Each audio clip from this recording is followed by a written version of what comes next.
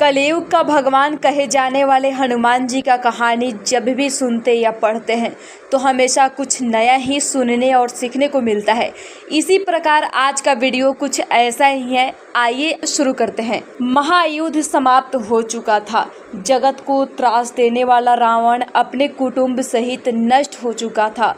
कौशलाधीश राम के नेतृत्व में चहुं ओर शांति थी। राम का राज्याभिषेक हुआ।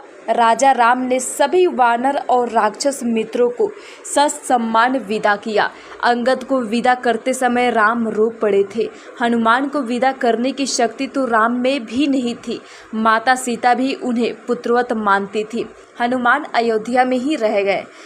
राम दिन भर दरबार में शासन व्यवस्था में व्यस्त रहे। संध्या जब शासकीय कार्यों से छूट मिली तो गुरु और माताओं का कुशल क्षेम पूछ अपने कक्ष में आए। हनुमान उनके पीछे पीछे ही थे। राम के निजी कक्ष में उनके सारे अनुज अपनी अपनी पत्नियों के साथ उपस्थित थे।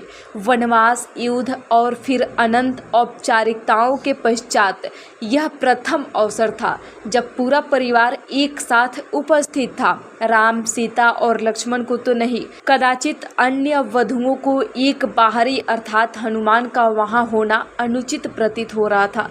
चूँकि शत्रुघ्न सबसे छोटे थे, अतः वे ही अपनी भाभियों और अपनी पत्नी की इच्छा पूर्ति हेतु संकेतों में ही हनुमान को कक्ष से जाने के लिए कह रहे थे। पर आश्चर्य की बात कि हनुमान जैसा ज्ञाता भी यह मामूली संकेत समझने में असमर्थ हो रहा था। अस्तु उनकी उपस्थिति में ही बहुत दूर तक सारे परिवार ने जी भर कर बात की। फिर भरत को ध्यान आया कि भैया भाभी को एकांत मिलना चाहिए। उर्मिला को देख उनके मन में हुक उठती थी।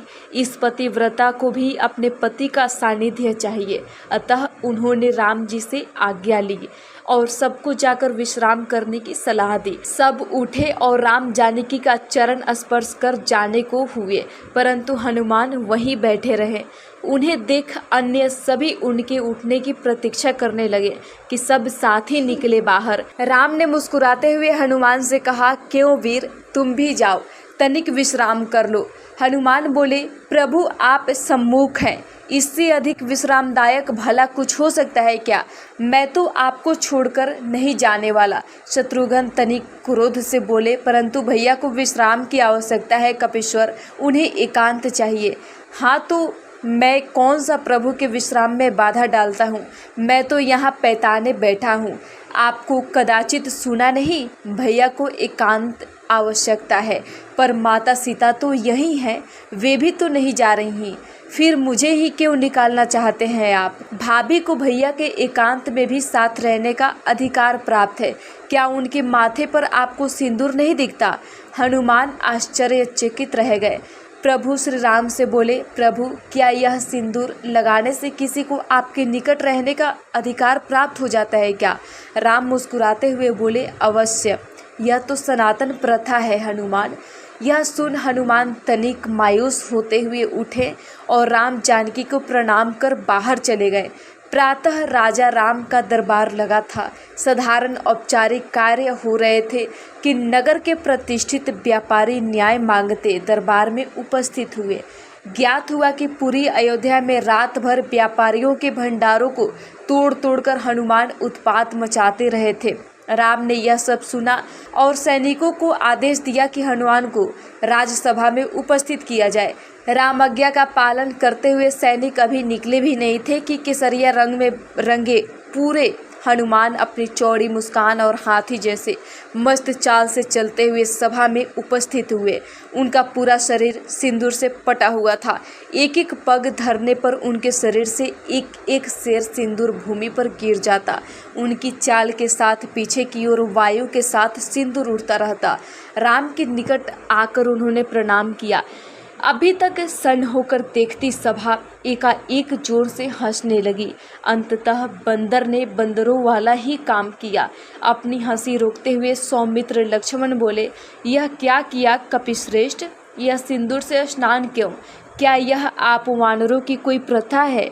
हनुमान प्रफुल्लित स्वर में बोले, अरे नहीं भैया, यह तो आर्यों की प्रथा है। मुझे कल ही पता चला कि अगर एक चुटकी सिंदूर लगा लो तो प्रभु राम के निकट रहने का अधिकार मिल जाता है।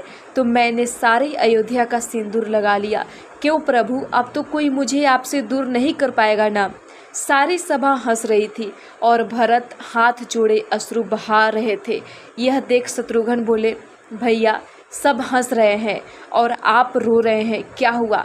भरत स्वयं को संभालते हुए बोले, अनुज तुम देख नहीं रहे, वानरों का एक श्रेष्ठ नेता, वानर राज का सबसे विद्वान मंत्री, कदाचित संपूर्ण मानव जाति का सर्वश्रेष्ठ वीर, सभी सिद्धियों सभी निधियों का स्वामी, वेद पारंगत, शास्त्र मर्मज्ञ, यह कपिश्रेष्ठ अपना सारा गर्व सारा ज्ञान भूल कैसे राम भक्ति में लीन है।